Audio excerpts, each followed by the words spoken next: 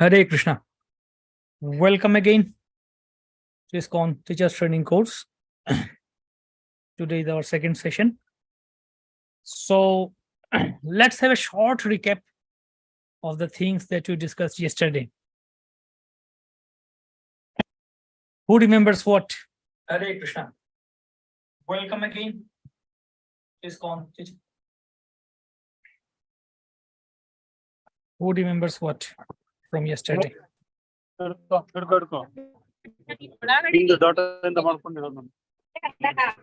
Please keep your mics off. Okay, very good. One of the thing was raising hand. So you see few hand raised. Vinod Prabhu.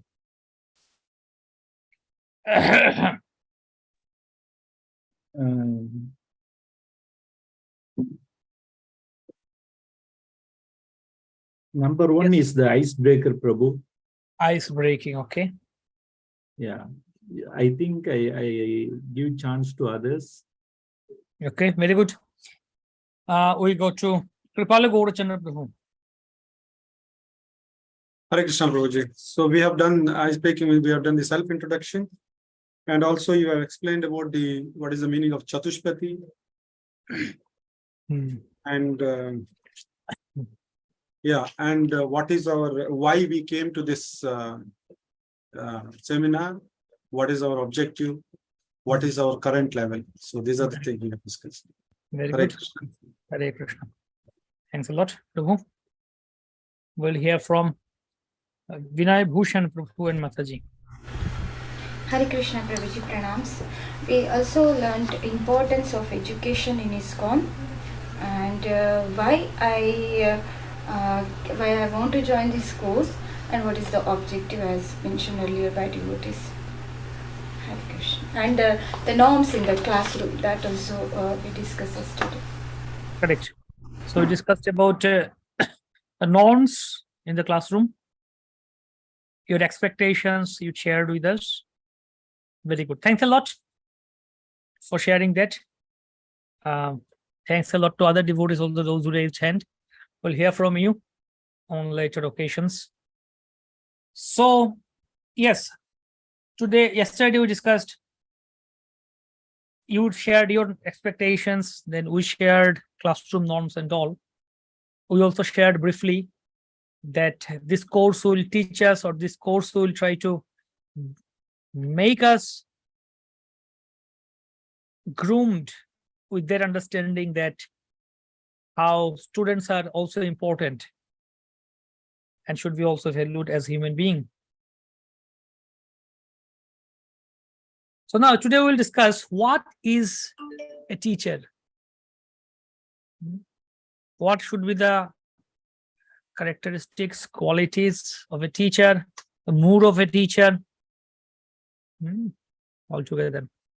We can discuss many things, we can say many things. Teacher should be like this, teacher should be like that, he should have these qualities, endless things, so many things. But everything to discuss about a teacher, we can summarize, we can boil down to one point, that a teacher is a Brahmana. Okay. Who is a teacher? What is a teacher? A teacher is one who is a Brahmana, means one who has Brahmanical qualifications. He is Brahmana by quality, not by birth. Okay. When you talk about Varnashram, 4 Varnas, 4 Ashramas, Brahman, Kshatriya, Vaishya, Shudra, Brahmacharya, Grihastha, Vanprastha, and Sannyasi, 4 Varnas and 4 Ashramas. Okay. Amongst these 4 Varnas and Ashramas, Brahmanas are the highest amongst the 4 Varnas, and Sannyasis are the highest among the 4 Ashramas. So point is, what does it mean to be a Brahmana? By qualification, not by birth. So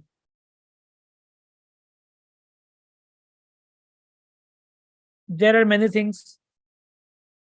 Brahmanas, 9 qualifications, Shamadama, Tapa, Diksha, all of them, and 6 activities. Yajan, Jajan, Pathan, Dan, Pratigraha. This thing should be done by Brahmana. In Bhagavad Gita chapter 18, we have discussion about Brahmanas. Then Srimad Bhagavatam, Canto 7, 7.11 to 15. These 5 chapters talk about Brahmana. Then Srimad Bhagavatam, Canto 11.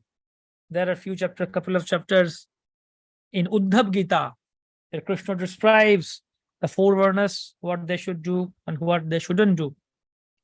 So specifically, I recommend you read those sections if you want to know more about what is a Brahmana and what he should do and not do. Not only Brahmana, but what should a Grihastha do. Grihastha's duties, their activities, ideally what should be done by women, by men. Everything is described nicely in that section. So now, practically speaking, what is a Brahmana?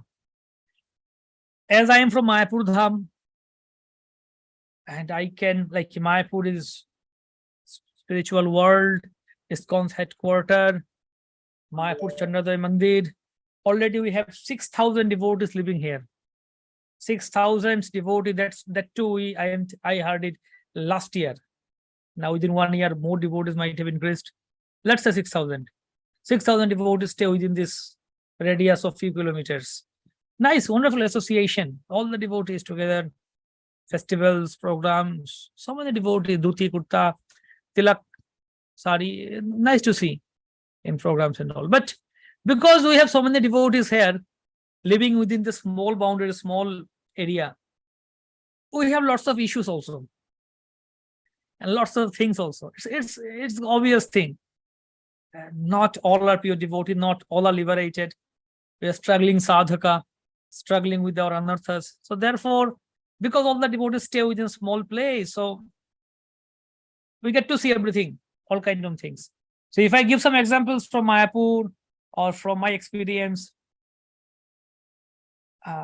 this is mainly for, I'm basically putting a disclaimer here that when I give some examples, it's mainly for learning purpose and not to point out anyone personally, or with due respect to Dham and Dhamvasis. There are very good devotees and there are strange devotees also. Everyone stays all together. So once some devotees arrange a football tournament in Mayapur. Game of football. So there was professional games like devotees only. They took the shorts and jersey and boot and ball and they were playing. Different teams they formed and they were playing. Then like that quarter-final, semi-final and final. We didn't know that all these things are going on. But when final came, so then they announced it. They made a grand celebration for final arrangement, final of the tournament. They made big pandal there. And the miking also was there, the microphone, big microphone. There was one devotee doing commentary. One devotee in dhuti, kurta, tilak, and shikha, and he was sitting and doing commentary of the football game. And other devotees with dhuti, kurta, shikha, they put on jersey and shorts, they were playing. And other devotees went to see the entire thing. Someone even broadcasted it on Facebook also, put on Facebook Live. Then what happened? Yeah, it went on like that. Then we have another thing, Mayapur Google Forum. For Mayapur devotees, we have a Google Forum, Google group where 1,000 or more than 1,000, 1,500 devotees are there. And lots of discussions goes on there. Announcements, discussions, issues, everything comes there in Mayapur Forum. Someone brought this discussion in Mayapur Forum that, what is this? Devotees are playing football in Mayapur Dham. This is totally nonsense and we should not do that. And Prabhupada said no frivolous activities, no frivolous sports, pure waste of time. Why do you go there, go and chant and dance in Kirtan? Why to play football and fall in Maya? So one group of devotees were saying like this. Another group of devotees were arguing that, oh, what's wrong in playing football? It's like COVID time and all the people there already they are frustrated, locked in. So they are enjoying having some recreation, some relaxation. What's wrong in that? Even Krishna Balaram also played with football. And this and that, so many things, arguments, so discussions and all debates were going on in the forum between devotees. Then they stopped it. Then the authority, like those who are controlling the forum, They stopped the discussion. They diverted, like blocked that discussion, that thread of discussion. So whatever. The point is, I will not give you my opinion that, okay, should we play football or not? I will not say anything for or against it. You decide whatever. But one thing I can say, why I brought this example here, because yeah, maybe if we think, analyze it, can we play football? Maybe just playing football is not that bad. Maybe playing football is not as much a sinful activity like eating meat or killing animal. If I go and just put a kick on the ball, it's not that much sinful like eating meat or killing animal, isn't it? So let's say playing football is okay, fine. If you are not doing gambling with money and all, just some recreation, okay, somebody is playing it. But one point I would like to bring here or draw the principle here is that a devotee who is Brahman, he will not take interest in playing football. A devotee who is Brahmanical in quality, in nature, he will not have any taste for it. What to speak of going and play football? His recreation, his relaxation happens by serving the Lord, by studying Srimad Bhagavatam, by doing Dham Parikrama, chanting and dancing, taking bath in Ganges. He gets his recreation.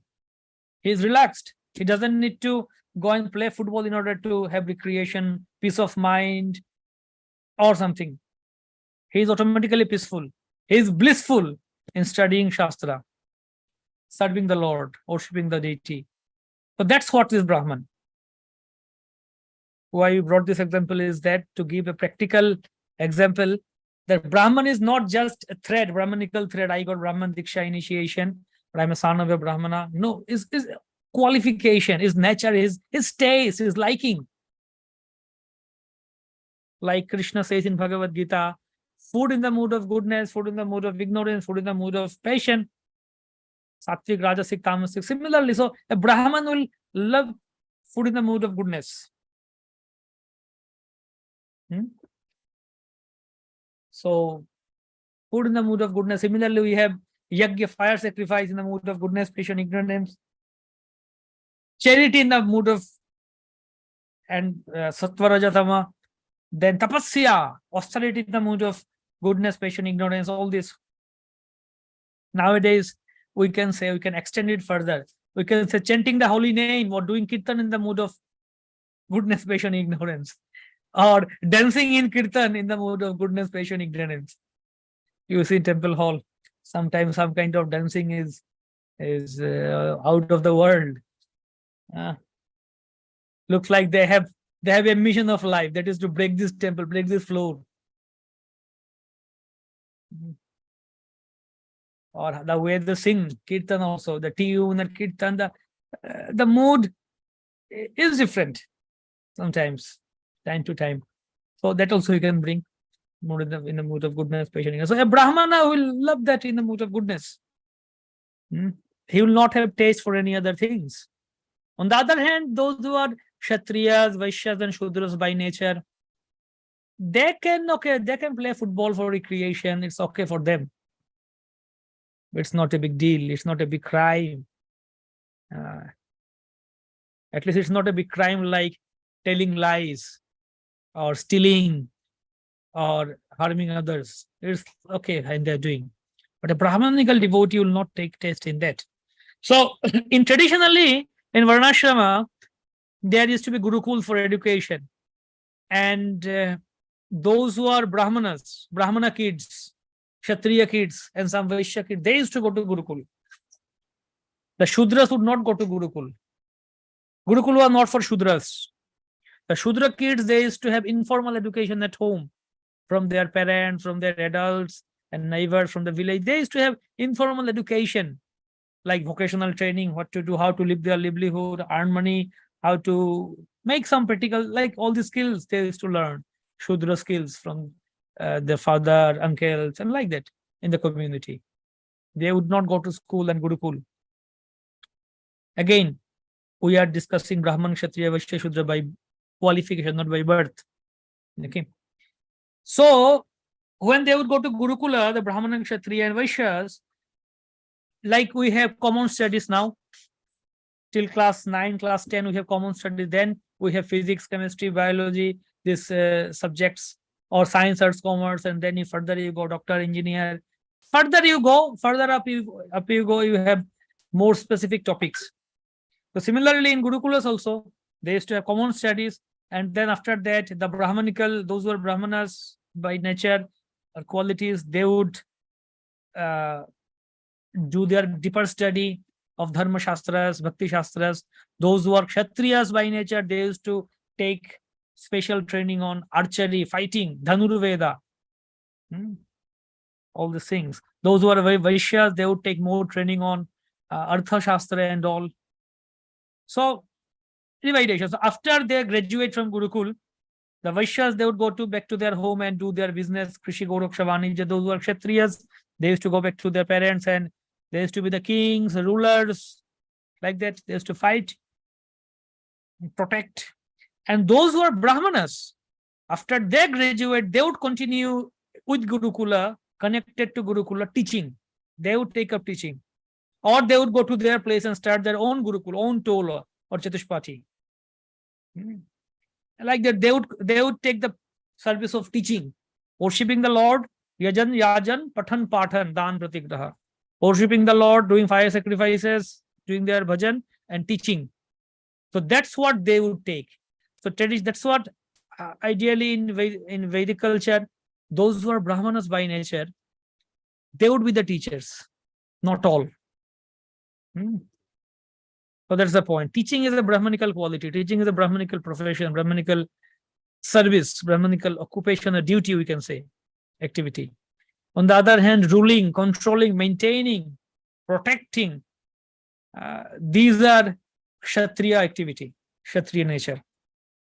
On the other hand, collecting funds, creating more funds, and these and that, all these things are Vaishya activities, are Vaishya nature.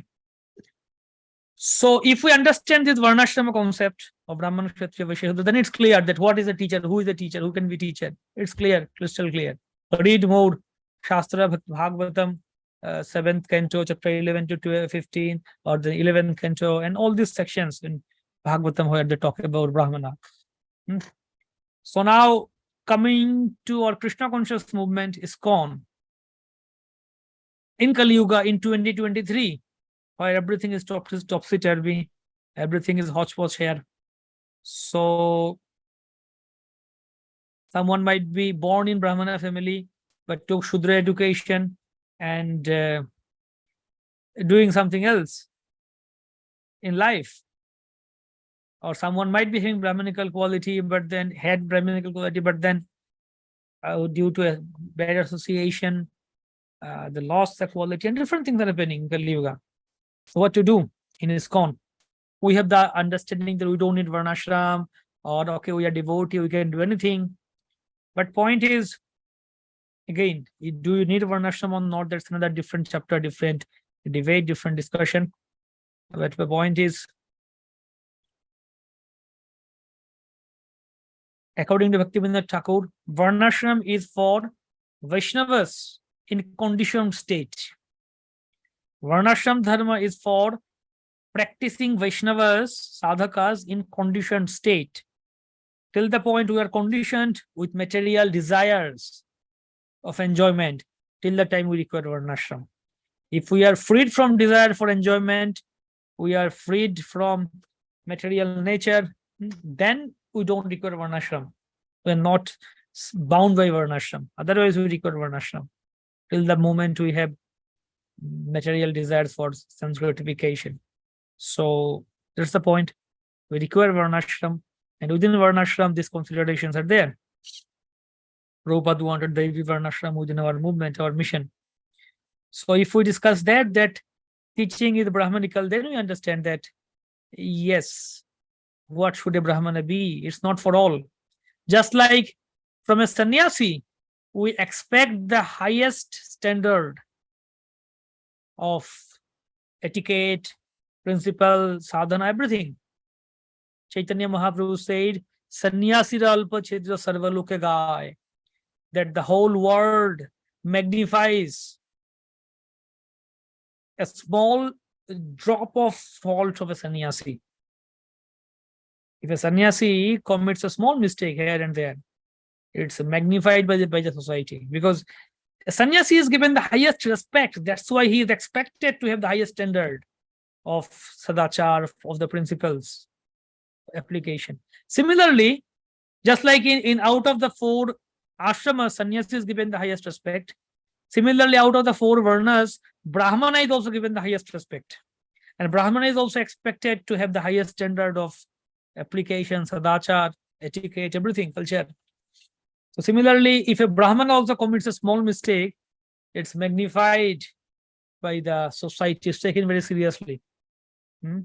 Brahmana is like the head of the society. If a small child, a small kid commits a mistake, okay, it's forgiven. But if an adult, educated adult commits a mistake, it's not forgiving easily. So is the brahmana. So we are taking up this service of teaching and preaching within this mission, this movement of Gaudiya Vaishnavism. So we need to understand the seriousness, the depth, the gravity of the situation, gravity of the responsibility, sincerity of the responsibility of what we took. It's not easy to be a preacher or teacher. We are expected to have the highest standard of everything. I am a teacher. I got 20 students whom I am teaching Shastra, maybe Gita or Bhagavatam, Bhakti, whatever. So I got 20 students. So these 20 students are going to observe me for my lifetime. Wherever they see me, in shopping mall, in temple, in restaurant, in train, in bus, in plane, wherever they look at me, maybe I don't know them or I don't remember their face, but they will look at me and they will say, oh, here is our teacher. And they will look at me to seek some inspiration, or they will admire me. So my each and every activity and movement will be observed by them. It's like CCTV. So I said the students are the CCTV of the teacher. If I have got 20 students, that means I have installed 20 CCTVs freely for me, for my whole life. These CCTVs are going to observe me, have a close surveillance on me for entire life. That much is it's important and sincere. Like once I was coordinating Bhakti Shastri course in one of our institute, and we have lots of teachers, like different teachers come and teach Bhakti Shastri, with different units of Bhakti Shastri. Unit 1, 2, like that. Those who have done Bhakti Shastri, different units of Bhakti Shastri are there. So I was coordinating mainly the entire Bhakti Shastri, that batch. So there were different teachers coming and teaching different units. So after each unit, we used to have feedback form. The students used to write the feedback form about that particular unit. How was it? How did you like it? And how was the teacher? How was the teaching of this particular unit? So they used to fill up the form and submit to me, and I used to see the feedback forms and all what they wrote. So about one particular unit, I was looking the feedback form, and some students wrote about the teacher that this teacher was a bit bossy. This teacher was a bit bossy. So I was a bit confused. What did they write? Why did they write like this? The teacher who was bossy. So then I was trying to talk to that student personally, privately, and indirectly trying to find out what happened in the class. How was it? So then actually what I found out, the teacher taught well. The teacher was learned, he taught well. It's nothing wrong. He didn't do anything wrong. It was okay. The point is, this teacher,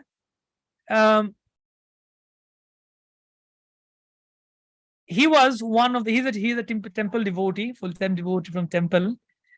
And he was one of the department manager in charge. So he has been a good manager, good in charge in management, leader in charge, whatever you say.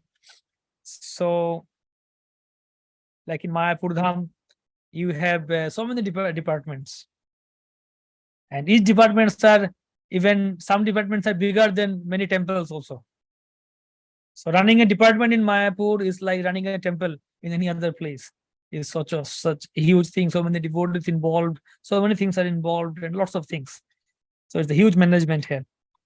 So this devotee was, this Prabhuji was an in charge of one particular department, big department, good in management and all. So he taught well in class, but the point is, management is a different service. What I mentioned, management is service of Kshatriyas. While managing, you need to deal differently with people, even with devotees also. Management means you need to get things done. Your project needs to be done. Your service needs to be done. So sometimes you need to criticize someone, be angry with someone, or sometimes you need to praise someone. Sometimes you need to give rewards to someone, or sometimes you need to punish someone. Different things you need to do, different ways you need to deal. Sam, Dam, Danda, Ved, all these things will come in the management. Different ways. Means your idea is get things done. So the way a manager deals with devotees or the other people, it's different than a Brahman or a teacher deals with students.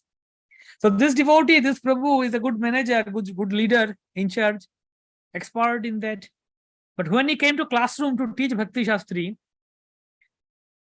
that managerial quality tendency reflects. You cannot hide it. You cannot hide from the students. Devotees are more intelligent than what we think as a teacher. And more intelligent. So they can understand what is what. So students in classroom, they expect teacher to be Brahmanical and deal with them in that way. But if that particular teacher, he is more into managerial position and all the time he is busy with that managerial services, so his tendency, his nature becomes like that. So it's difficult to suddenly you come to classroom and teach, suddenly you change into Brahmanical nature. No, it cannot happen like that. It's not like your mobile phone, you change to dark mode, night mode, or silent mode, just change by one click. It cannot change it. I come to classroom and I become Brahman mode. Not like that. We are what we are. We can't pretend in front of students. But that's the point. The students expect teachers to be Brahmanical also. If they find something else, then that whole culture is different. The way Brahmanas deal with people is different. The way they value people is different. Once I was serving one Prabhupada disciple, sannyasi. He's a GBC member. So GBC meeting was there. So I was serving Maharaj in Govardhan village, Vada. GBC meeting was going on. So Vada, I was serving him. And there was something wrong with Maharaj's computer, like keyboard was not working or something. So there was one particular devotee who was the backup or who was a helping hand for all the GBC members for technology, electrical side. So I called that devotee to fix Maharaj's computer. It didn't work out. So Maharaj said, okay, bring a keyboard for me, wireless keyboard for me. I'll pay for it. I need it soon because I need to submit my reports and all the GBC, all this meeting. So they require computer is trying need for that. So this devotee said, okay, Maharaj, I'll get it. 1 day, 2 days, 3 days, 4 days. You are delaying. It's not coming, dragging.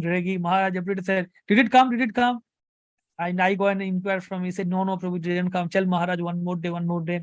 It dragged. Then one day Maharaj became so heavy. He said, go and call him. I called him. Maharaj was so heavy with him. And that devotee was like, I also got so much frightened that Maharaj got so heavy, so angry. Then this devotee, he really was helpless.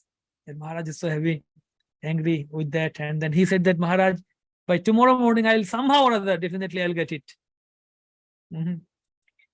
So then as soon as he left, I was also shaking. So then I looked at Maharaj. As soon as he left, Maharaj looked at me and he was smiling. He was laughing at me. I got even more perplexed what's happening. The Maharaj said, actually, I was not that angry, but I needed to show my anger in order to get it done. If I would not show my anger, then he would not do it. He said, see, my service are getting stuck without this keyboard and it's getting delayed. I know that it's Eco Village, it's far from Mumbai city. It's difficult to get things done here because it's a village in the midst of nowhere. It's a jungle. outside all around hills and mountains. Now it's getting more, now it got more, I think so, I hope so, it got more improved. But earlier, some years back, it was more backward place. So to get something from the city, from Mumbai, was difficult. Takes time. Maharaj said, I know it takes time, but what to do in management, we need to deal in this way. Sometimes we need to fake our anger also to get things done. So Maharaj was really laughing at me, smiling at me. So many ways. But Brahmanas, they have different ways of dealing. Point is, how do we value our students as human beings? They are human beings, they are not, like as I said yesterday, not herding animals, cows and buffaloes. So one day, I was traveling, we were going to Navadvip. Those who visited Mayapur, you know the geography of Mayapur. We were going from Mayapur to Navadvip, crossing the Ganges by boat. So I had one devotee with me, one student. He came from one place, so he was in shirt pant and I was in dhoti kurta. The devotee was with me. So this devotee had a ring on his finger ring with some stone. We were sitting there on the boat crossing the Ganges, and one person came to us and he asked this devotee, what is this ring for, this stone for? This devotee said that astrologer told me that my Shani is a bit heavy with me. Saturn is heavy with me. So in order to pacify my Saturn, Shani, he suggested this ring, this stone. So then this person said that it's not going to work. He said, I am also an astrologer and I know astrology. All these stones and rings doesn't work much. He said, I can tell you something, how to specify Saturn. Then he said, the Saturn, Shani, is the presiding deity of Shudras, low-born, low-class people.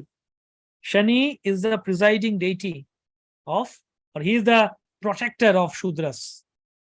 For each Rashi Lord, Shani is for Shudras.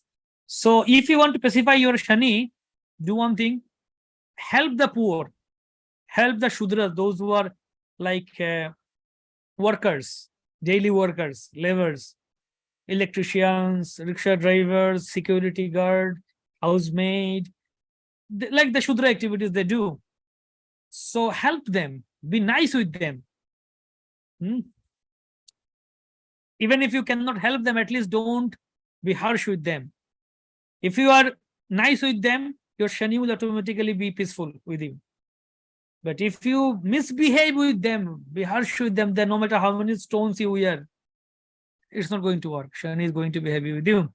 So I don't know, I don't know astrology and I don't know what is what according to that, according to astrology, Jyotish Shastra, that whether it's correct or not. But at least logically it makes sense from common sense. That sometimes we think, okay, we are devotee and we respect devotees. So we respect devotees, respect Vaishnavas, but we forget to respect other living beings, other human beings. We quarrel, like how we behave with other people, like even the laborers and all. Like we had construction going on in Mayapur in one place, and one devotee, he was in charge for looking out for this construction work. The devotee, full-time devotee in temple, he was looking after the construction. Then one construction worker, labor, he dropped some tiles or something like happened, and it dropped from his hand and it broke. And this devotee went and slapped that labor, that worker. This devotee went and slapped that worker. So now all these workers became so angry, agitated. They became so angry that why did you slap our person? So they, really the situation was in such a way, they started to chase this devotee to beat him. Now this devotee started to run with his life. So this devotee is running with his life, and behind him all these workers are chasing him to beat him. They are so angry. So just imagine the situation, the scenery. A devotee in dhoti kurta, full-time devotee, he is running with his life and other laborers are chasing him. So who created the situation? Who is responsible for this? Yes, this labor, he did a mistake, he dropped it, but Why should you go and slap him? Who gave you the right to slap him? You are paying him. If needed, you cut the money from his salary, that's fine. But you are going and slapping physically, assaulting him, attacking him. So that's what we think that, okay, these laborers, we are paying him money. They're like mosquitoes. We can do anything with them. No, they're also human beings. They have their life. The point is, how do we value people? How do you respect people? That mood, that nature comes, that becomes our inbuilt nature, inbuilt character. And that reflects in classroom. How do we deal with our students as a teacher? In this course, we discuss the skills, how to be a good teacher and different things. But we cannot guarantee that after doing this course, someone can be the best teacher and win the best teacher award of the year. No, because teaching is on the other platform, on the other level of Brahmanical platform. Here we can share some skills that do this, don't do this, do's or don'ts, some tips, tricks, hacks for teaching, different things we can share here, skills. But ultimately, teaching is Brahmanical, teacher should be Brahmanical. So if someone is not having that particular mood as a Brahmana, then no matter how much skill he has, it is not going to work. We also have example of devotees or teacher who is very much skilled in teachers training course. He did teachers training course. In fact, somewhere he teaches also all the skills and all. But there were complaints against him in while courses going on. That's why that he kind of behaved a little bit oddly with some elderly devout students. He was quite strict. He was like immaturely strict on some elderly students and behaved oddly. So other students came and complained. And then it was found out that it's not the first time. Previously also it happened. But then this devotee is really skilled to teach TTC skills. So basically, skill is something else, but our whole character, our whole nature, that comes first. So that's what a teacher is. The whole Brahmanical culture, if that is not maintained, then education happens, or it, like we see what's happening today's world. Teacher, students are torturing the teacher. Students are insulting the teacher. And teachers also, what kind of teacher are they? Teachers are having illicit relationship with their students. They are misbehaving with the students. So many things are happening. It's another business. And Shudras are taking the post of teacher. Idea is that first of all, you try to be a doctor or engineer or lawyer or MBA, CA, something. You try all these things. If you can't do anything else, last option is be a teacher. Last option, go and apply for a school teacher job or college teacher job at the end if you can't do anything else. So that's what the situation is. But in Vedic culture, teacher should be that. So we can understand what is a teacher or the Brahmanical culture of being a teacher from Mahabharata, the classic example of Dronacharya. Dronacharya and Drupad has enmity between themselves. We know their story. Dronacharya and Drupada had enmity between them. So Drupada did a fire sacrifice in order to get a son who can kill Dronacharya. And he got a son. Drishtadumna was born from fire sacrifice. Everyone knew that. Even Dronacharya also knew that this son of Drupada, Drishtadumna, he is born to kill me. He is born with the blessings by the Devas to kill me, and he will kill me. He knew that. But later on, Drupada sent his son to Dronacharya only to teach him how to fight. And Dronacharya taught him. Dronacharya taught him how to fight in his Gurukula. Can you imagine? He knew that this boy is going to kill me in future. And okay, we understood. We can understand that if Dronacharya would teach him some Dharma Shastra, Bhakti Shastra, if he would teach him that things, okay, fine, he's teaching something else. But he's teaching him, he taught him Dhanurveda, how to fight directly. He taught him the skill, that knowledge with which he will kill the guru. Dronacharya could refuse, but he didn't refuse. So that's what is Brahmanical culture.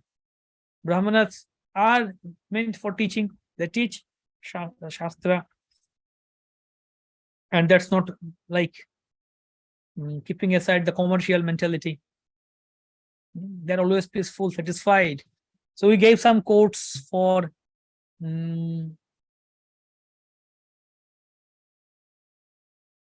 Chatushpati in the handbook. So one of the quote is interesting. I'd like to draw your attention there. What is a Brahmana? Or how Brahmana should be? So can someone read this quote, please? Brahmana is always satisfied.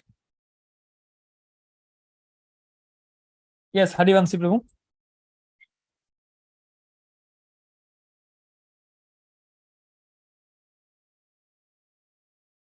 Harivanshi Prabhu, please read.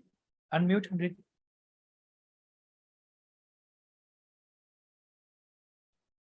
Am I audible, Prabhu? Yes, we can hear you now. Okay. Teaching is the business of the Brahmana, no salary. Formerly, all the Brahmanas, they used to have that. It is called Tola, Chatuspati. Chatuspati, a school where up to the 4 Vedas are taught. Brahmana, he will sit down anywhere and invite that if you like, you can come and take some teachings from me. Brahmananda, Chaitanya Mahaprabhu did that. Prabhupada. Yes, so still in villages you will find the Brahmana is sitting somewhere and the small children are coming and they are bringing some presentation. Somebody is bringing rice, somebody, and Brahmana was satisfied. Satisfied, whatever Krishna sends, that's all right. That is Brahmanical qualification. He does not want more. There was a Brahmana teacher in Krishna Nagar. So the Zamindar of Krishna, Raja Krishna Chandra, he went to that Brahmana. What can I help you? No, I don't want your help. No, you are Brahmana. Sorry. Your house is not very good and no, I am quite satisfied. How you are pulling on? No, I have got my student. They bring some rice and here is a tamarind tree. My wife collects some leaves, boils it, and that becomes nice soup. And these boys bring some rice. I am quite satisfied. Rick, as your production is there, give me 25%. I will give you protection. That is Kshatriya business. Brahmana's business, teaching. And Vaishya, till the field, agriculture, get your food. Now, where is dependence? Only a Shudra, he cannot take up all these things. Give me some service, sir. Give me some service. In the modern education, the more and more industry is increasing, their Shudras are being trained up technology. Thank you very much, Prabhu. I So brought. that's what is Brahmanical culture. The Brahman is always satisfied. But right now we are in a society, a situation where everything is opposite.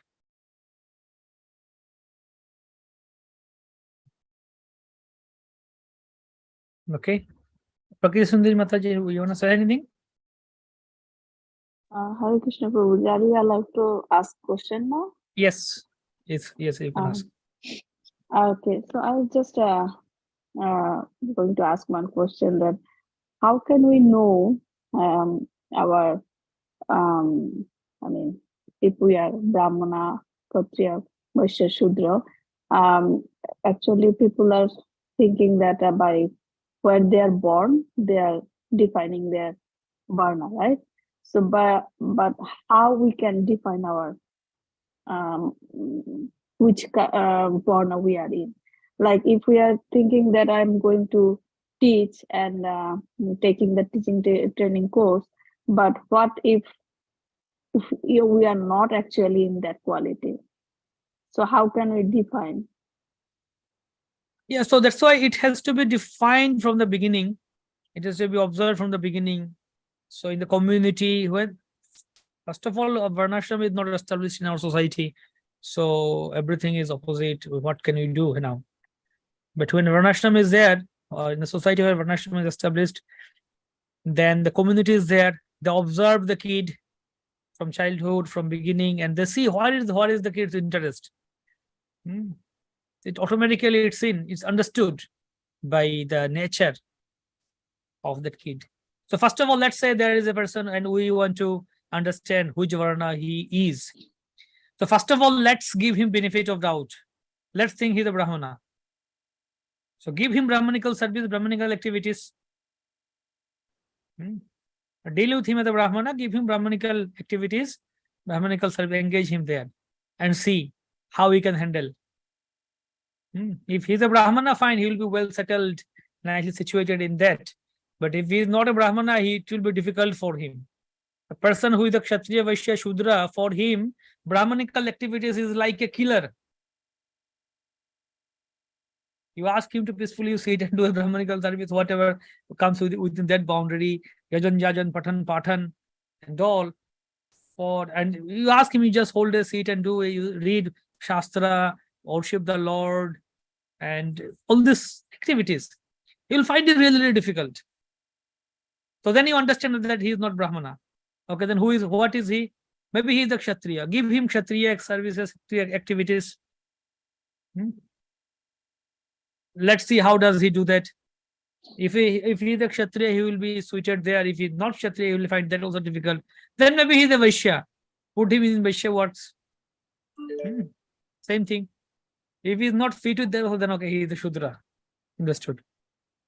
So automatically, like Prabhupada was telling, I think Harisauri Prabhu or Shudagurti Prabhu was telling that Prabhupada told him that, okay, you don't need to do other thing. You just sit whole day and study Bhagavatam. So then Prabhupada servants was narrating that in his book. Prabhupada told us, you just study Bhagavatam whole day. After 1 or 2 days, he came to Prabhupada and said, Prabhupada, I'm sorry that it's not possible. I need to do something. I can't just sit whole day and just study Bhagavatam. I just can't read your book whole day. I need to go and do something. So Prabhupada was laughing. Prabhupada said, see, I tried to uplift you to Brahmana platform. I gave you Brahmanical service. Now you want to go and do other thing. Okay, shall go and do it. So Brahmanical taste, we understand it by different activities and taste, nature. Who likes what? Also, you see that some kind of when you are born, Jyotisha, astrologer also say something that, okay, this particular boy or girl is in Vipra Varna or Kshatriya Varna or other Varnas, they say something, but that's not all in all.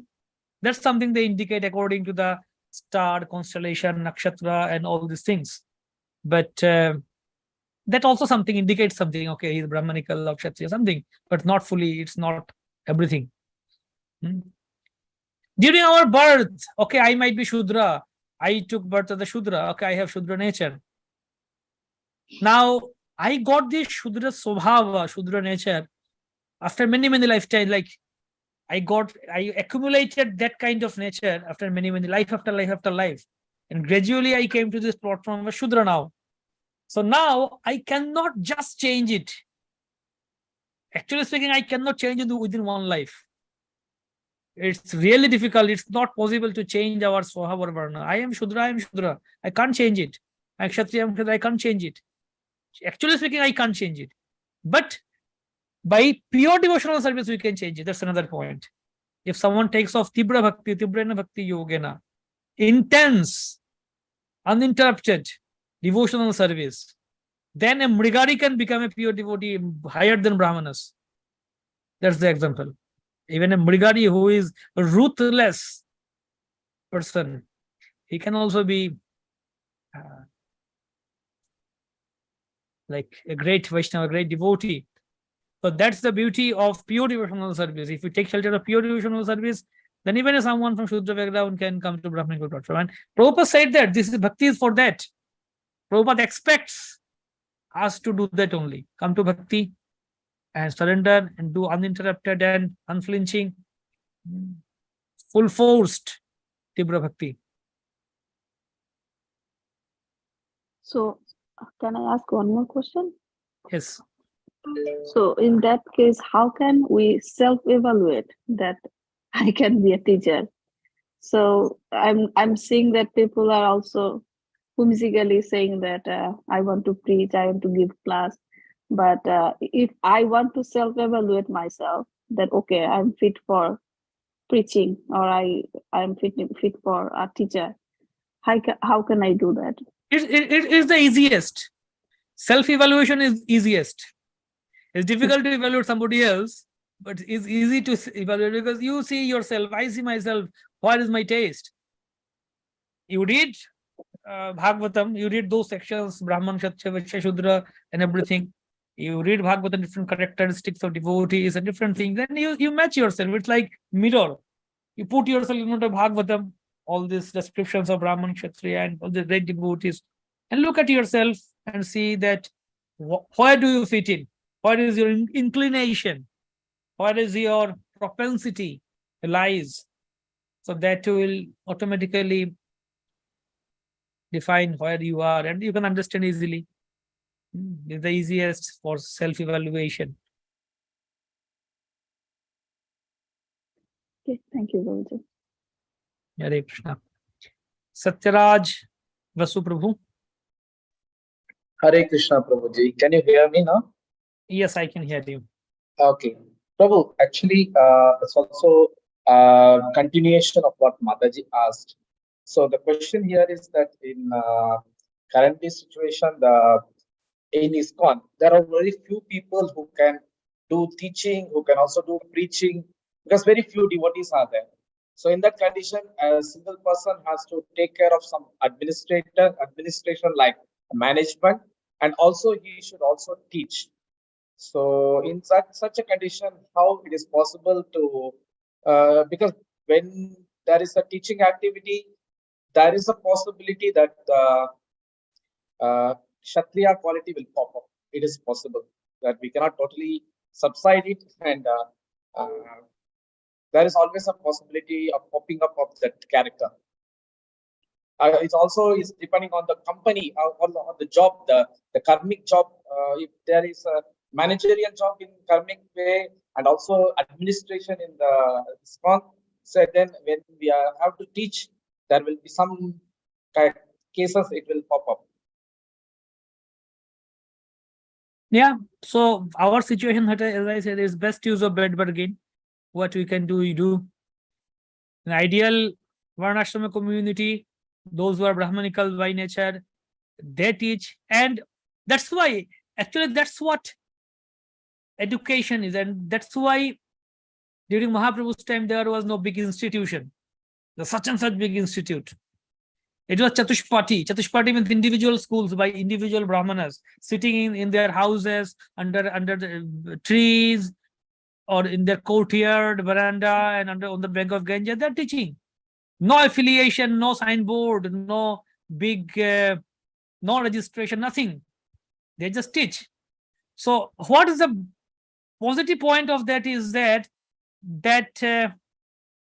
then people can say, community can see, okay, here is a person, and they can understand he's a Brahmanical, so they like him. They can compare who is more Brahmanical, and they see the person, observe the person, have their character, behavior, activity. They go him and learn from him. It's easier.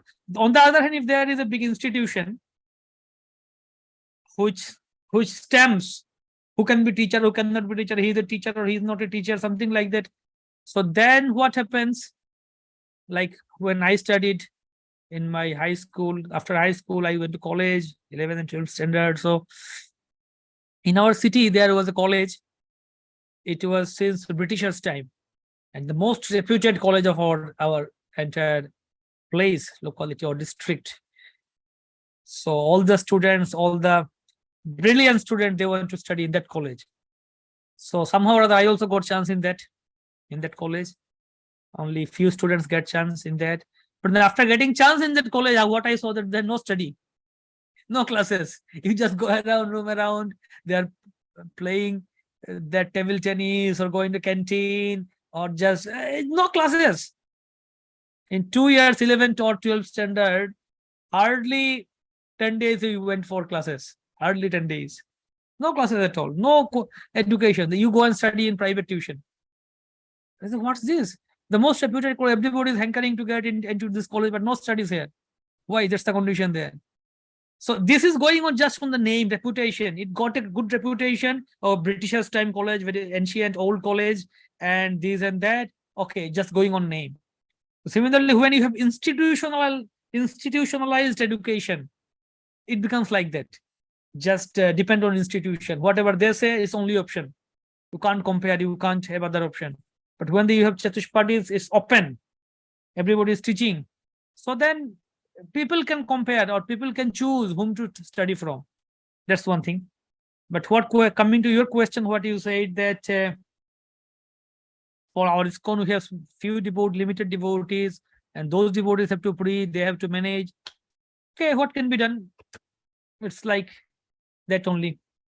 And neither we have Brahmanical students, neither we have Brahmanical teachers. Like we have, I don't deny that lots of, but generally I am saying, the student is also not Brahmanical, those who want to learn.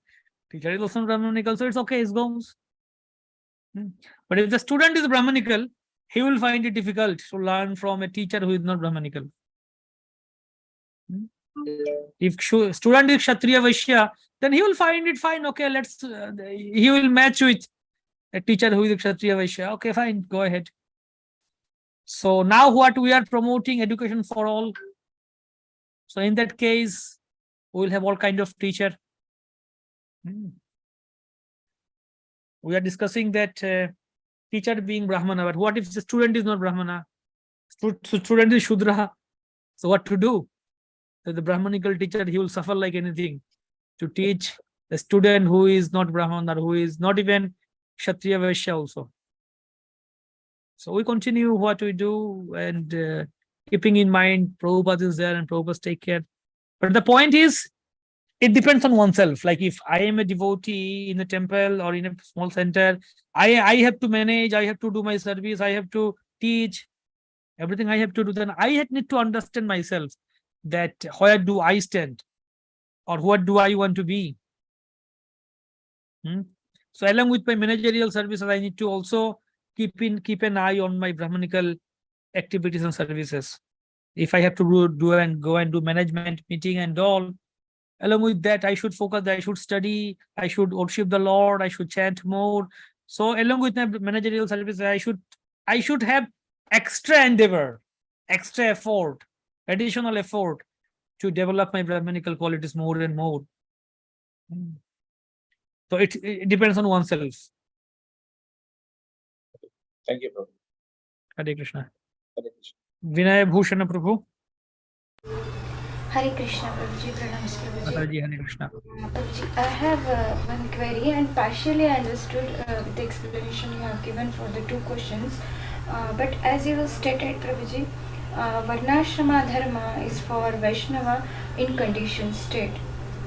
So when I say the Vaishnava, that means already Vaishnava, he has the Brahmanical qualities. And secondly, in what Srila Prabhupada has given us, so he might be in Vaishnava, we can see some, according to their nature, maybe Shudra, Kshatriya and Brahmanas, but the Brahmanical qualities are always highlighted by Srila Prabhupada.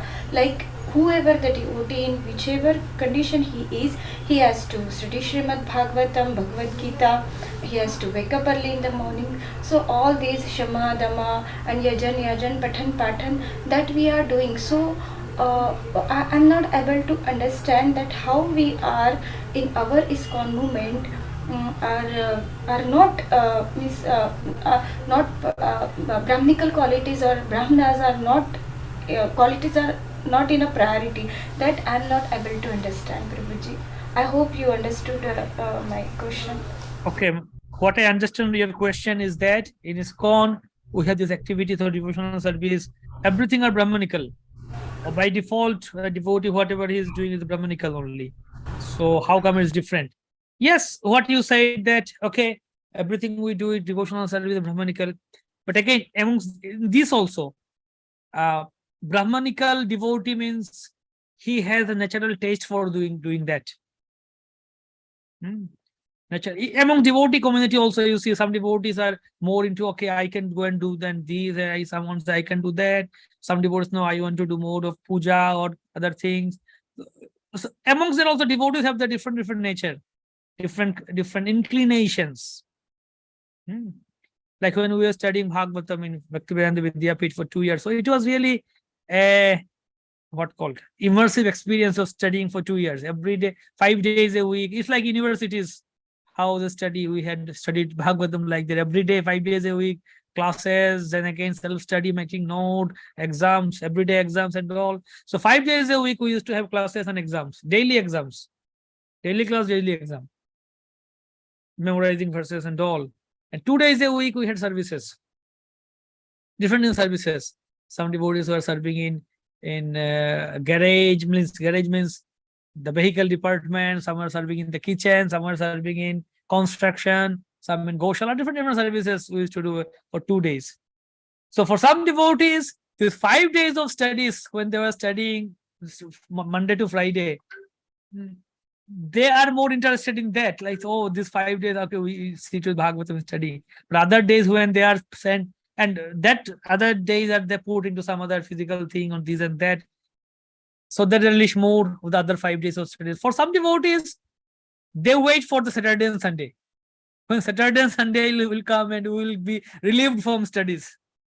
We will not have to just sit with the book, and we can do something practical, something what called physical. Go here, there, and do something. So it depends on who has what taste, what kind of thing. So again, devotee, as a devotee, we do everything, but something we do, we have to do, and something we do, we love to do. So what we have to do, we take it as some services, but what we love to do in devotional service, that defines our nature. Like suppose if you are given one day, you are like one day, you got holiday, you're in temple one day, holiday, or maybe at your home. How will you spend that one day? Or what kind of services or activities you would like to do in Krishna consciousness? Like that. Hari Bol, Prabhuji, I understood. Hare So, Krishna. in due course of time, that inclination also changes, Prabhuji. It changes, like actually it should change in due course of time. If we do bhakti seriously, it should change towards upper direction. It should change. We should be more Brahmanical in due course of time if we are doing bhakti actually. The bhakti system is made like that, like we do Mangalarati, morning program, chanting, studying. Or if we take this thing seriously, then in due course of time, it will take us to a Brahmanical platform. But if someone doesn't take this seriously, then it becomes like stagnant. It just continues. After years and decades also stays in the same place. We can take managerial services, but we should not be controlled by it, or should not be influenced by that managerial nature or other natures other than Brahmanas. That's the point. Rajesh, yeah. Rajashekar Prabhu. Krishna Prabhu. Correct. Oh, my point was, I was hearing interesting discussions from devotees and from yourself. I guess we also hear that, the motto of ISKCON is that books are the basis, preaching is the essence. And then I guess, quite often we also hear about the inclinations, and that probably personally happened in my case as well. But I was just trying to understand, like, okay, so when you find yourself in the service of in the service of teaching or in the service of sharing Krishna consciousness to others, and then you find, okay, the devotees who are coming, they're not much, I guess, inspired, like you've been probably doing it for years and years, but devotees are still not serious, or they don't have much of interest as it should be, or they don't have much commitment. So I guess what I'm trying to find out is that then what should a teacher think? Like, should a teacher think that that's because of his purity, like, I mean, lack of purity that he's not able to, or is it a lack of skills, lack of character, or, you know, sometimes also inherently, like, you know, like when we find ourselves in the preaching service or sharing others Krishna consciousness, when we quote something, sometimes they would think big of us, like, you know, that, you know, subtle, in a subtle way, I guess the mood of show up, or that, you know, standing out comes up. So I'm just trying to understand, like, where do you draw the line, being a teacher, that, okay, I'm doing my, you know, my service in my best ability to please Guru and Gauranga. Am I getting able? So what I understood your question is that you are saying that if I am preaching to someone and I'm seeing those devotees, they are not progressing in Krishna consciousness much, is it? Or you are talking about me? Or Yeah, I'm talking about in my case, like, you know, so being as a teacher, like, you know, say you find yourself, you have been trying to cultivate, but no, so that means you are saying that I am a teacher or preacher, I am preaching, but I myself is not progressing in Krishna consciousness. Are you saying that? no, they are not progressing in that. Okay, your students or the devotees. Yeah, okay, you are preaching, but they are not progressing much. What is that? So yeah, that's common thing. Everybody progresses as based on like what the level of their sincerity. Everybody gets same blessings, isn't it? Blessings, there is no what called partiality in blessings. Devotees are there. We have same deity in temple. We have same holy name. We have same senior devotees are giving same Bhagavatam class for all. Gurudev is giving same Bhagavatam class. So the same blessings we are receiving, but different devotees receiving in different way. So it's the receptivity. How eager they are to accept it, how inspired they are, like how sincere they are to do it. So it's in different degrees. Just like we have lots of people come in the temple, but some take interest in Krishna consciousness, some don't take. So it's Sukriti. If they got their Sukriti, they will take interest in Krishna consciousness. That they don't have the appropriate or sufficient Sukriti yet, they won't take Krishna consciousness. So after the take also, there are also the gradation, different degrees.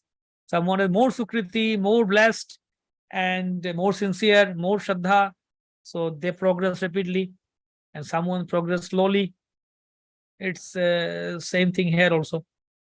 We can see about us also. We also came to Krishna consciousness, and actually speaking, what are expected from us if we see our Sampradaya, Gaudiya Vaishnava Sampradaya, teachings of Srila Prabhupada, teachings of Srila Bhakti Siddhanta Saraswati Thakur, teachings of Srila Bhaktivinoda Thakur, then if we read them carefully, scrutinize them, and just try to understand them, their teachings, then we understand one point, that what is expected from us is really, really high. In other sampradaya, like Ramanuja Sampradaya, Madhva Sampradaya, they expect, or they think, they say that philosophy is that okay, we won't be able to get back to Godhead within one lifetime.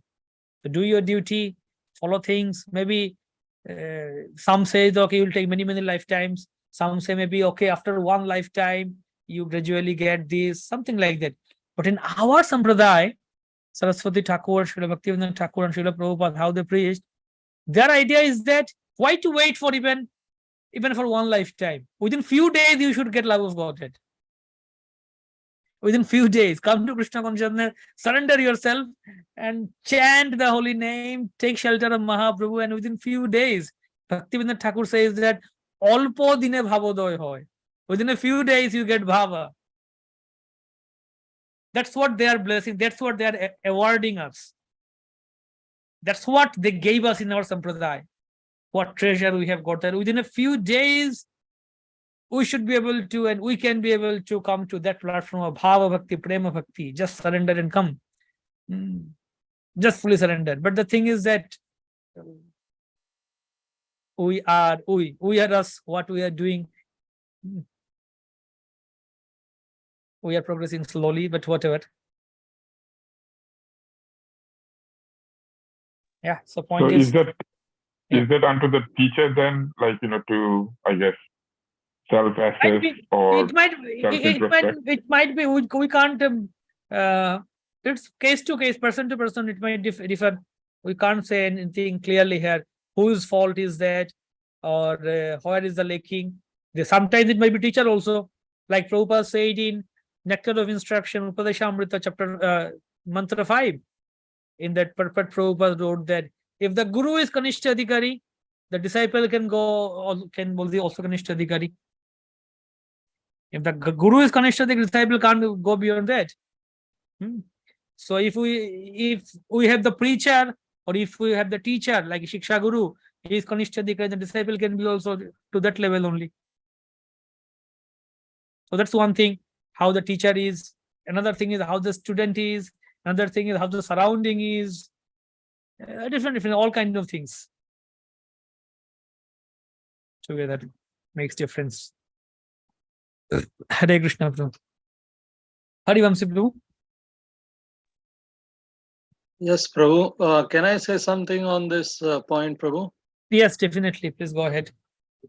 Prabhu, as a preacher or as a follower of Prabhupada, what we understand from many purports of him, and especially from Bhagavad Gita, that we need to do our duty. That's our profession or whatever, our service as a teacher, right?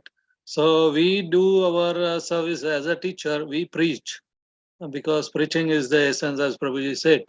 And then we leave rest everything to Prabhupada and to Krishna, whether the people they join ISKCON or they don't join ISKCON. At least from our side, we have given our best. So Yes. that's what I understand.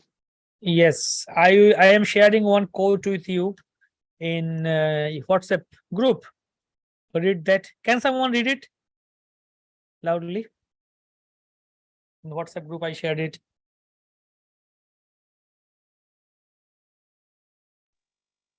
I can Yes. read, Prabhu. Can I read? Yes, bro. Okay. Is there anybody? Yeah, you can Shall I read. go? Yeah, go Okay. ahead. Our business is how to become recognized by Krishna. Therefore, Krishna is very much appreciates. Oh, these people are doing on my behalf. I haven't got to go there. They have taken up my business. What we are taking business, we are simply asking people, please surrender to Krishna. That's all. Therefore, we are very dear. Krishna says, na cha tasman manusheshu kaschin me priya kritamaha. Bhagavad Gita 1869. Our business is how to become recognized by Krishna. I mean to say, bother whether one is converted or not in Krishna consciousness. Our duty is to flatter, that's all. My dear sir, please come here, see Krishna's deity, offer namaskar, take prasad and go home. Bhagavad Gita 13.4, September 27, 1973, Mumbai. Yeah. Jai Srila Prabhupada. So after reading this quotation of Prabhupada, I was so much relieved. Yeah, preaching means, what is preaching? Prabhupada clearly explained here that we don't bother who is getting converted and who is not. We don't, I mean to say, bother whether one is converted or not in Krishna consciousness. Our duty is to flatter. And our duty is what? That we are trying to be recognized by Guru and Krishna. That's all. Krishna will see that. Krishna will be, okay, yeah, these people are doing on my behalf. This particular devotee is trying to do on my behalf. And they have taken up my business. What we are taking business? Simply asking people, please surrender to Krishna. That's all. Our business is how to become recognized by Krishna. Yeah. So that's what we go for preaching, or we go to teach someone. Ultimately, it's between that Jivatma and his Paramatma. That Jivatma and the Paramatma sitting within his heart. It's between them that what they will do with each other. And I am just a medium. I am just teaching, I am just sharing Krishna consciousness, I am just sharing what I read in Bhagavatam, Bhagavad Gita. It is up to them if they take shelter seriously. Sometimes it might happen like that. I am a preacher, I am a teacher, I am teaching something, I am preaching something, sharing something, or quoting a verse, this and that. And by hearing from me, my disciple or my student might be more serious than me also. That also can happen. The students take it more seriously than the teacher. That can also happen. I just say the quote the verse and go, but they take it more seriously and really they like that. Sometimes it happens, some devotees come and they say that oh, I heard you at this class, and in that class you are telling this. So really I forgot what I said in that class, but I forgot that point that I said in the class, but it's that I really like that point. So they take it more seriously. Yes, Harivanshi Prabhu. Haribol. Yes, Prabhu. And the first question from Mataji, Prakriti Sundari Mataji, asked about the nature, right? So in that connection, what Prabhupada again said once, that we all were born as a Shudra. But then I think that when we associate with a devotee circle, or when we associate with Brahmana class, or the sincere devotees, then of course we can change our nature. By nature, by birth, we were Shudras. I mean, I didn't even know about Krishna, whether he is supreme personality of Godhead. What to talk about the other incarnation of the Lord? I didn't know anything. When I came in contact with ISKCON, with Prabhupada, with devotees like you all, then slowly I developed that taste and everything. So that knowledge came. And then today we are sitting here, we want to learn about teaching the other people.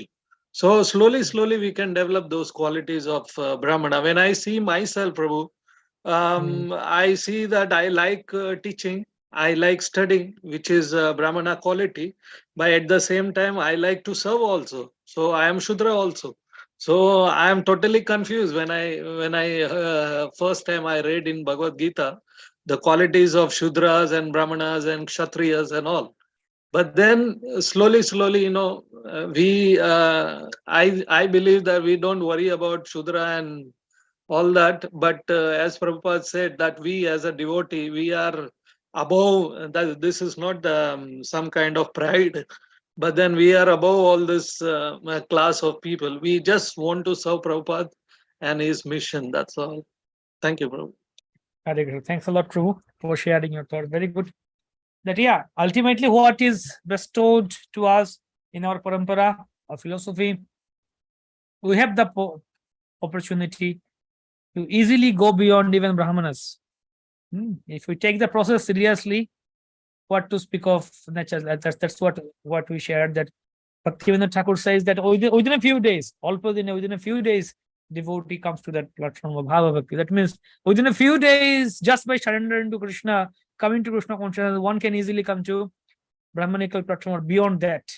Surpass, even transcend Brahmanical platform. But provided if we take shelter of that seriously, purely what it is offered to us. The process works. Point is, the process works, but we need to use the right steps. Like when you buy something from Amazon, something comes, the different step to assemble some machine. It has a process, one by one. So you have to follow that, then it works. But if you make something wrong here and there in some steps, it gets upside down. Satyaraj Prabhu? No, just to share one message that even Chaitanya Mahaprabhu also told to Satyaraj Khan that his associate, one who tells one time Hare Krishna, he's already a Vaishnava. So, so there is no qualification. Just chanting Hare Krishna, already everyone becomes Vaishnava. It's just how we take forward Hare Krishna. Okay, thanks a lot, Prabhuji, for reminding that. Prakriti Sundari Mataji? Hare Krishna Prabhuji. Thank you, Hare Harivansh Prabhu, for your answering the question. I have one question that, according to your answer, that serving is the quality for Shudras, right? So if we are considering serving Lord, will it not be the Brahmanical quality, or will it not be the highest to the teaching qualities, Brahmanical qualities? I'm just trying to say the serving is a quality for Sudras, but what about serving the Lord? Yeah, serving How- the Lord. So serving the Lord is transcendental. It's beyond anything, beyond all things. Like for example, when serving the Lord is pure devotional service. It's beyond Brahmanical, beyond Varnashram.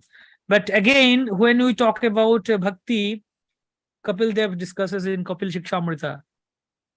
Devotional service in the mood of goodness, patience, ignorance, sattvic bhakti, rajasic bhakti, tamasic bhakti. So bhakti is pure. But depending on the quality of or the mood of the practitioner, then it takes the name. Okay, bhakti in the mood of goodness, patience, ignorance. Like prasadam is always pure. You offer something to Krishna is pure. But then again, there is food in the mood of goodness, patience, ignorance. If you cook something in the mood of patience, that kind of passionate food, according to Bhagavad Gita, too much spicy, too much tangy, too much all this. So then if you offer it to Krishna and then honoring it, prasadam should be transcendental. So is this transcendental prasad, or is this in the mood of goodness, passion, ignorance? What is that? What is that? Like, is it okay transcendental, or is it goodness, passion? So it depends on the devotee who is honoring prasadam. If he is purely accepting is with that mood, with that respectful attitude, with the Mahaprasad, he has faith on Mahaprasad, then it's transcendental. But if he is thinking, okay, it's the food, or my favorite food item is cooked today, or I didn't like this or that, then it will act as food in the mood of goodness, patience, ignorance.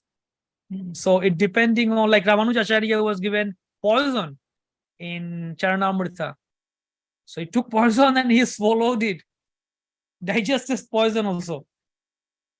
Because he thought it's a Charanamrita. He took with that mood, is Lord's lotus feet remnants.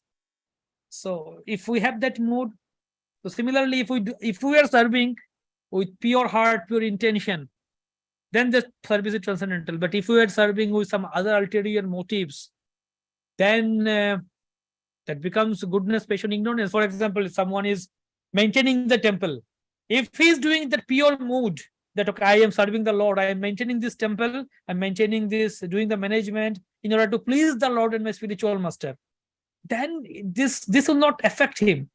But if you think, okay, if he is affected by the post and position, okay, I am the boss, I am the in charge here, these people are under me, I control them. If he is affected by that, then that service affects him in the mood of goodness, patience, ignorance. That's the main point. Thank you, Rose. Hare Krishna. Okay, so yeah, Harivanshi Prabhu. Prabhu, I hope it's not going too far, but just I want to add something, Prabhu. Yeah. About the Mataji's question, she asked about Shudra is one who likes to serve. So, if we are serving Krishna, then are we not Shudra? That was the question, Mataji, was it? Harival? Yeah. Yes, Sorry, Mataji. Guruji, my call. Yeah.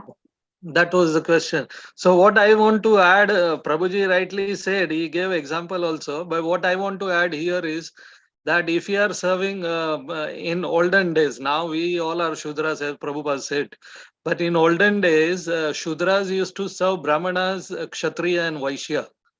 But then those who serve devotee, I mean those who serve the Lord and his devotees, they are beyond all this caste system. That's what I understand.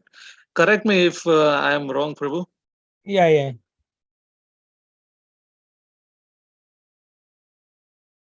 Yeah, even in their service also, for example, someone is sweeping the floor, someone is washing the toilet.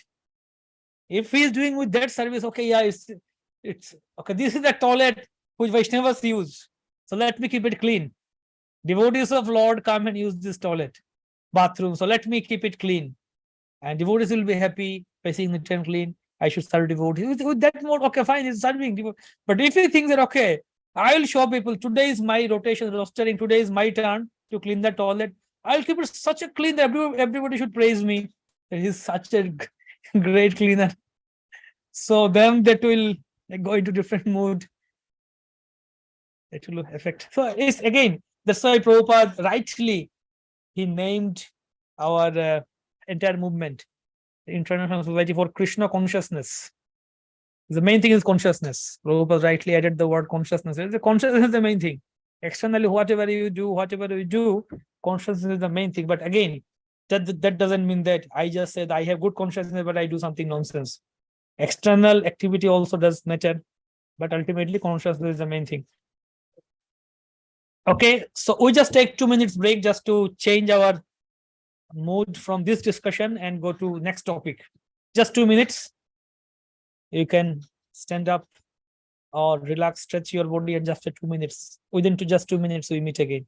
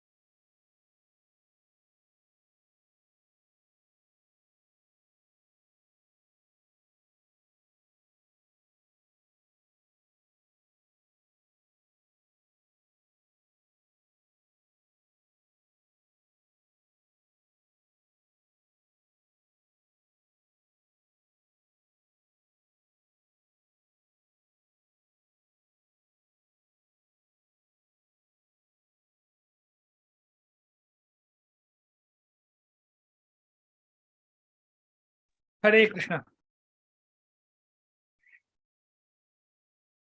Hare Krishna, Hari Bol. Jai Srila Prabhupada. So, we ask you a simple question.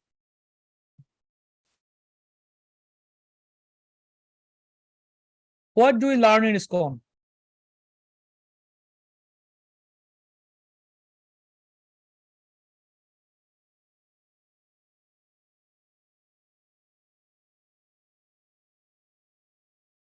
Tell me some points, some topics that we learn in ISKCON or that you can teach or we can teach. Make some classes, like for example, deity worship, cleanliness, some other things, like whatever. Like for example, one deity worship.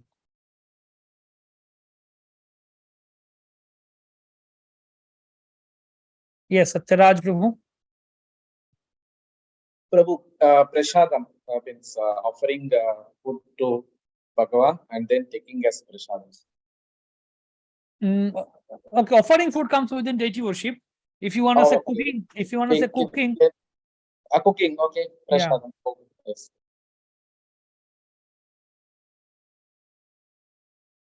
okay, Rajashekhar Prabhu.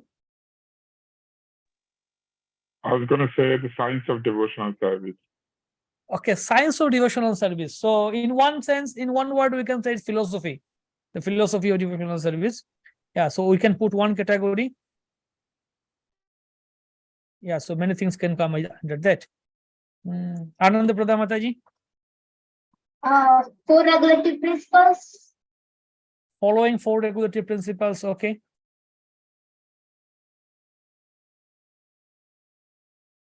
Four regulative principles. Ratnangini Radha Mataji. Ratnangini Radha Mataji. Hey Krishna Prabhuji, yeah. As we say, Krishna consciousness brings all the intelligence in, like whatever you don't know, like our seva also. So many. So that's fine. like, That's fine. You if you are in- name a topic. You name a subject. Name a topic that can be titled. That Flower can be taught. service, Prabhuji. Flower service. Okay.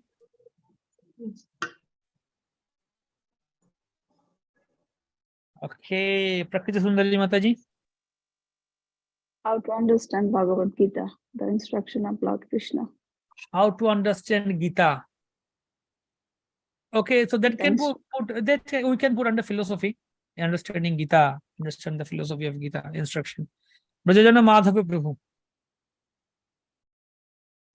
Hare Krishna Prabhuji. Learn scriptures. Learn scriptures. What learns? What to learn in scriptures? Philosophy. Yeah, philosophy. Yeah, so like then it can come under philosophy. Bhagavatam, Bhagavad Gita, Ishopanishad. Okay, it can come under philosophy. Fine. Kripala Gaurachandra Prabhu. Hare Krishna Prabhuji, it is actually discipline sort of a thing. Okay, That, discipline. before coming to Krishna consciousness, we didn't know about this Brahma Muhurta time, getting up early in the morning. Yeah. take- Discipline, or we can say also lifestyle. Lifestyle, yes. Right. Lifestyle, fine. Great. Krishna Mohini Mataji. Hare Krishna Prabhu. I was thinking about DT dress stitching and all. It comes under the DT worship, maybe.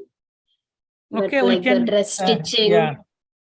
Or Dress stitching, fine. the way you dress, where you dress the DTs with what mood, and all the emotions and Yeah, so basically. philosophy also. Yeah. Yeah, correct. Everything. So we can say that the mood of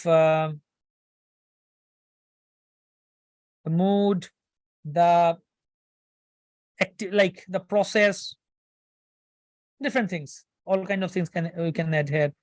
Vinod Prabhu.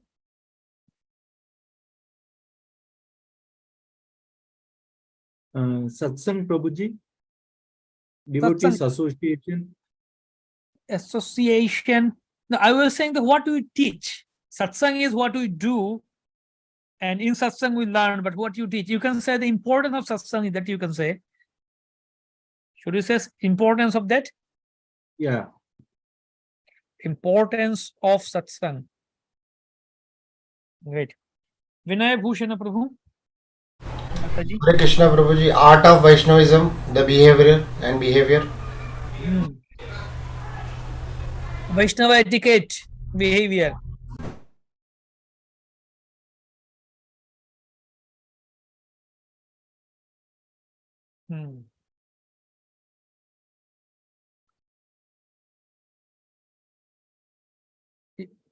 Yaduvara Govind Prabhu said that. Krishna Prabhuji, we learn how to chant chanting and How to kirtan. chant? Great, chanting. Yeah, kirtan, how to do the kirtan. Chanting, kirtan. And we also Singing. learn how we can go through the shastras. That's Step by step. yeah, that's the philosophy. Respect. We understand. What else? What else? What else?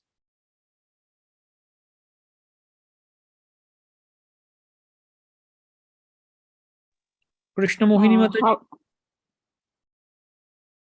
Yes, you say? Hare Krishna, bro. Yeah. Yeah. Sorry. No, continue.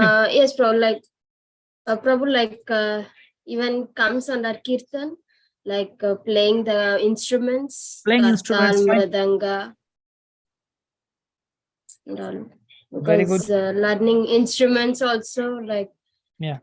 I have heard of like every instrument has symbolism, like Balram with Mridanga and all those things. So you have mantras also for that. Before Yes. playing the instruments, you learn some, I mean, chant those Yes. mantras. Very good. Correct. Very good. Wonderful. Harivamsi Prabhu. Prabhu, systematically studying the Shastras and preaching to the mass. Yeah. Preaching. And Shastra, you can say under philosophy, that we understand the philosophy. That one thing, technically, how to study, that can be one another point. The systematically studying and preaching, that was the point.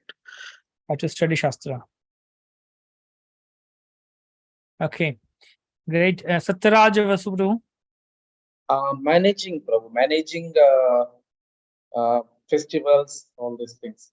Festivals. Very good. Okay. Other points. Kripala Gaurachandra Prabhu.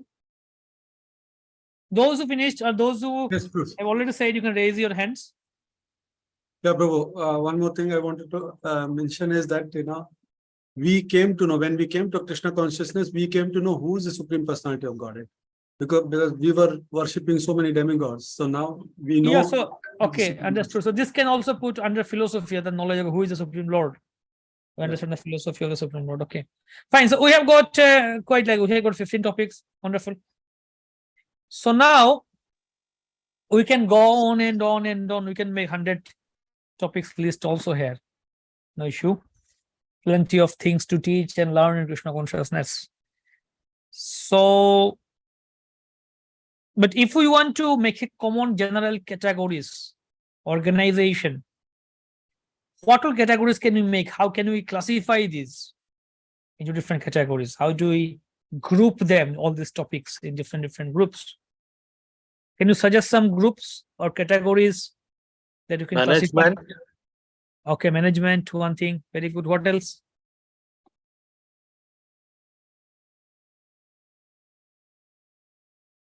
What else? How else can we classify this list of 15 topics? Worship. Worship, Prabhuji, one worship. Okay, worship can be one thing. Public Knowledge. relationship. Sorry? Knowledge. Public Knowledge. PR. Okay, public relationship, PR. Okay, good. Very good. What else? Knowledge and service. Okay, knowledge and service. Very good. So now I would like to change the whole perspective a little bit differently. Like we have, what do we learn in ISKCON? If we change it into, what do we learn in life? And we have many more things that we even outside ISKCON also we learn. What all do you learn outside ISKCON? Let's say swimming. You can teach swimming, driving. Swimming, driving. What else? Many more things can be added. In fact, stealing, how to steal, that can be also one thing. Those who are thieves, they also learn how to steal from their thief gurus. So point is, in any kind of education, any kind of learning that you learn from someone or we teach to someone, think of that broadly, a broader perspective of education. Now, what all categories can you think of? Those were common categories for education, for learning in all kinds of ways, not only spiritual.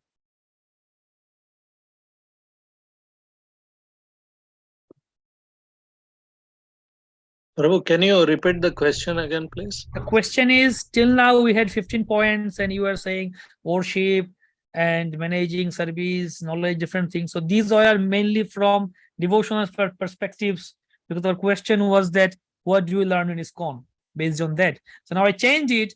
What do we learn in life? It's a broader perspective, not only restricted, limited to ISKCON, but in whole life, in whole material world. We learn many things.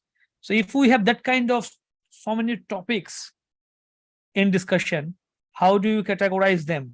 What all categories, what all classifications you can bring in here? Prabhuji, one can be self-development. Sports. Okay, self-development, very good. What else? Sports. Spirituality. Sports. Okay. What else? Spirituality. Financial management. Spirituality. Okay. I am thinking of some categories which are applicable to any of the learnings, any kind of learning, not only spirituality or sports. Financial management. Financial management. Team building. Motivation. Team building, Prabhuji. Okay, good. So I can modify your thought process a little bit, like one of you said earlier that one category can be knowledge. I accept this, knowledge. Take any of the topics, it has knowledge.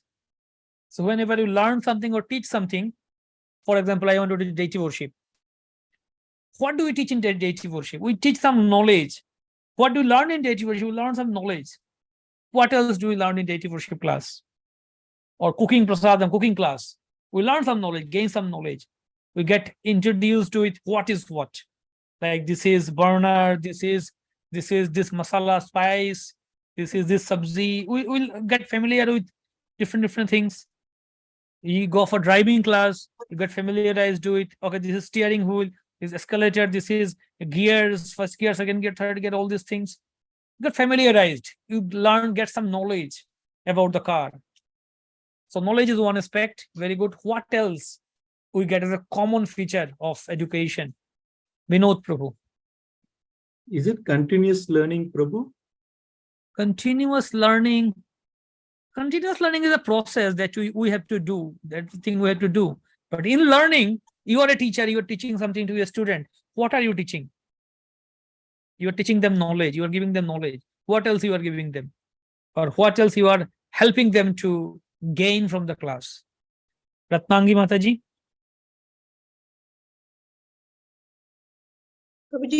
Creativity, and we teach kids creativity. Creativity, very good.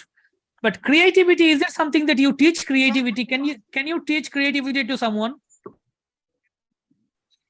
Creativity is something that you have or someone has, either it's inbuilt or something is his own personal, another inclination.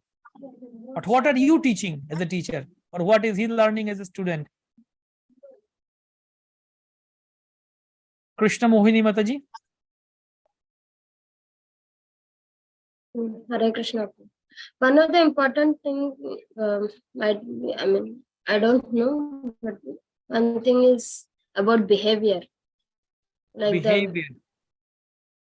Yeah, like the way we teach or the way we live our life, the students also see. So we have to be careful of our behavior and. Okay, I'll write behavior here separately. Here in the chat box, Ananda Pradha Mataji said skills for creative thinking. Okay, skills for creative thinking. Okay, I'll take skills mainly. Skills instead of skills for creating in the big one. Skills. Okay, so we learn some skills. Like deity worship, first we gain some knowledge, what is what, and you learn some skills, how to do what.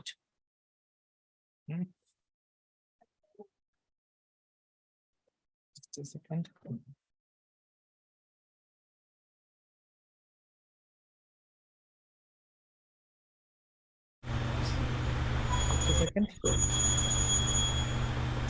Prabhuji, cooperation among ourselves. Cooperation is a thing, another human quality that we need to do. But what we learning, you're talking in respect of education, that you teach and someone learn from you. Prabhuji, how to be self-realized? Again, how to be self-realized?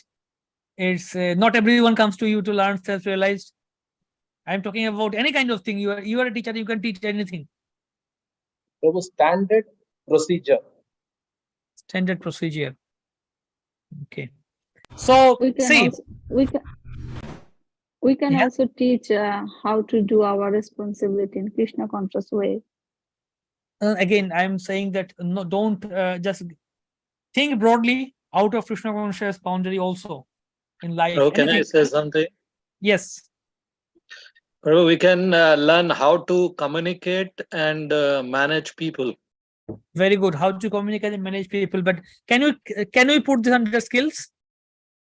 Yeah, of course. Yeah. So we Of got course. skills. So within skills, that is managing people and communicating. So communication skills, management skills, all of these are skills. So for example, let's say knowledge. Knowledge means what? A theory. Like what? If we say about deity worship, what is deity? What is deity? Is a stone, marble, wood? No, it's Supreme Lord Himself. So that's the theory that you learn.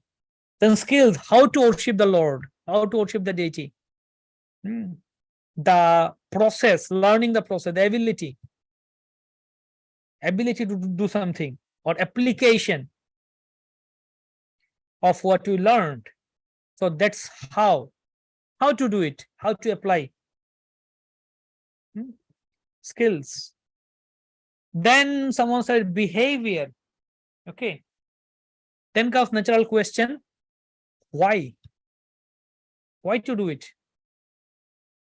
Or behavior, the particular mood, perspective, all these things.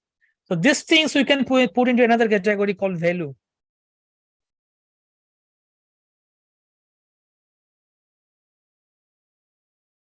Yeah, in value, so we can put behavior, mood, or different perspective.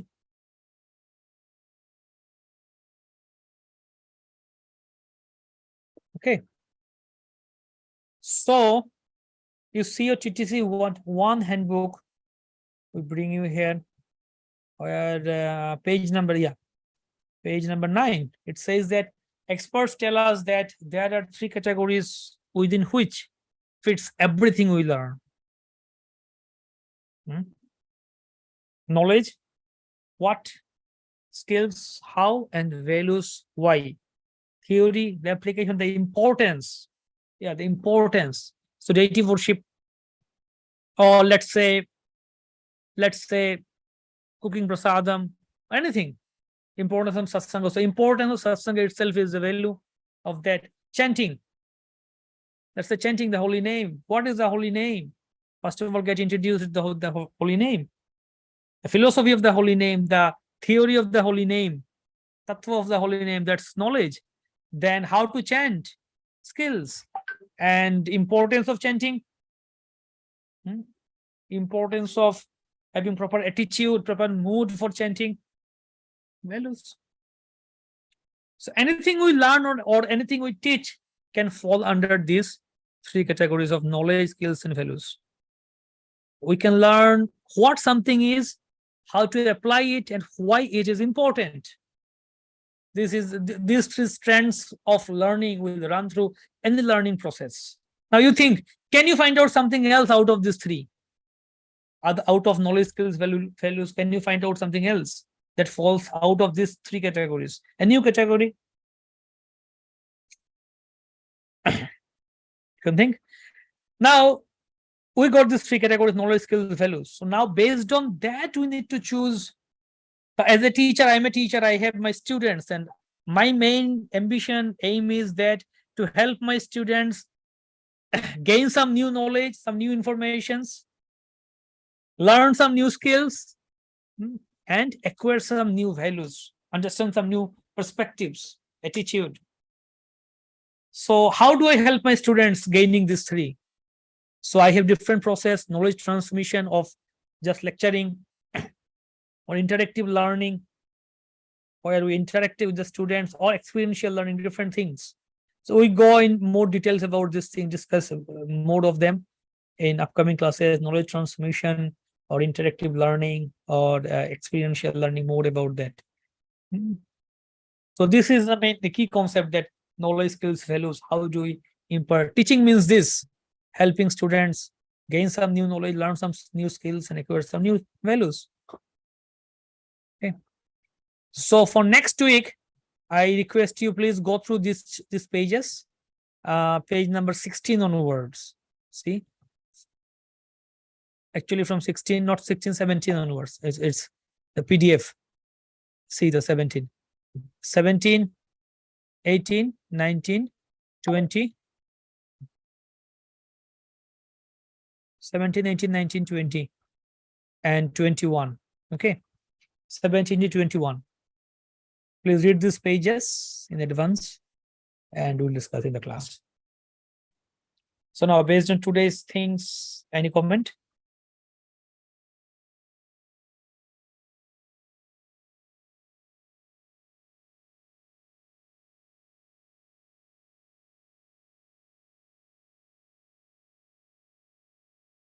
Bro, can I say something?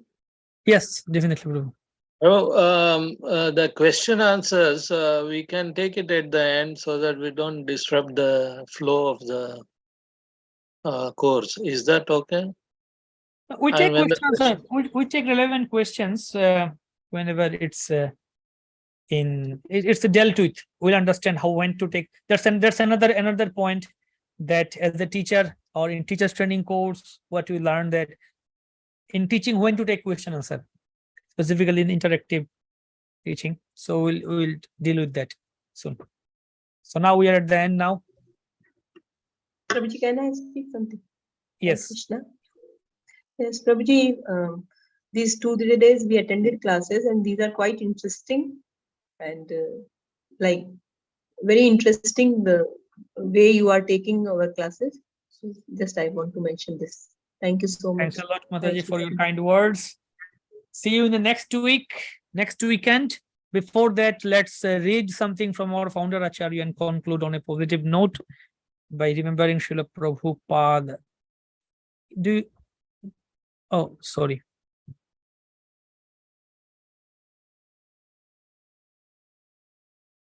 Yes, can someone read, please? Krishna conscious. Krishna conscious. Sorry. Go ahead. No issue. Krishna consciousness is no way a faith or religion that seeks to defeat other faiths or religions. Rather, it is an essential cultural movement for the entire human society and does not consider any particular sectarian faith. This cultural movement is especially meant to educate people in how they can love God. Srila Prabhupada, Back to Godhead Magazine, 68, 1974. Srila Prabhupada ki jai. Jai. Thanks a lot. See you next week. Next weekend, next Saturday, for some of you Friday night. Hare Krishna. Hare Krishna. Hare Krishna. Thank you.